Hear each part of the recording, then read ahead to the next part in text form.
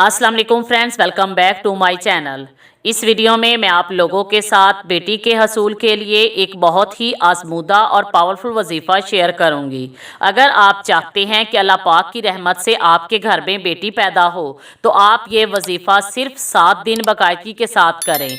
इंशाअल्लाह ताला अल्लाह पाक आपको बेटी अता फरमाएगा। बेटियां रहमत के नज़ूल का सबब होती हैं। अल्लाह पाक जब किसी इंसान से खुश होता है तो उसे बेटी अता फरमाता है। इमाम जाफ़र सादिक अलैहिस्सलाम ने फरमाया, बेटी रहमत और बेटा नेमत है। रहमत का अजर दिया जाएगा जबकि नेमत के बारे में सवाल किया जाएगा। हज़रत मोहम्मद सल्लल्लाहु अलैहि वसल्लम ने फरमाया, जिसके यहाँ बेटी पैदा हो और वो उसे खूब अदब व इखलाक सिखाए, उसे अच्छी तालीम दे और उसके लिए आराम व आसाइश पैदा करे तो वो बेटी उसे जहन्नम की आग से बचा लेगी। हज़रत मोहम्मद सल्लल्लाहु अलैहि वसल्लम ने एक और मकाम पर फरमाया, मुबारक है वो औरत जिसकी पहली औलाद बेटी हो। लिहाजा बेटियों के पैदा होने पर भी खुशियाँ मनाया करें और समझ लें कि घर में बरकत नाजिल हुई है। इस्लाम ने बेटियों को इज़्ज़त दी है। अगर बेटियाँ मुबारक न होती तो अल्लाह पाक अपने सबसे प्यारे नबी को बेटी अता न फरमाता।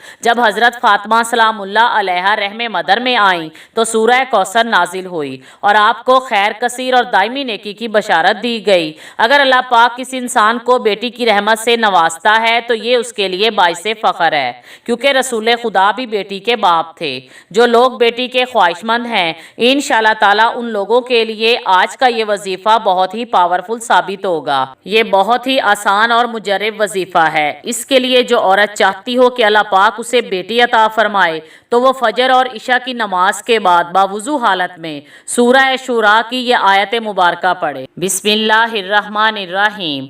लिल्लाहि मुल्कुस समावाति वल अर्ज़ि यख़्लुक़ु मा यशाउ यहबु लिमन यशाउ इनासन व यहबु लिमन यशाउ ज़ुकुर। ये आयत मुबारका 11 बार पढ़नी है। अव्वल व आखिर दरूद शरीफ पढ़ें और अल्लाह पाक से बेटी के हसूल के लिए दुआ मांगे और ये वजीफ़ा 7 दिन तक जारी रखें। इंशाअल्लाह ताला अल्लाह पाक आपको बेटी की रहमत से नवाजेगा। Thanks for watching.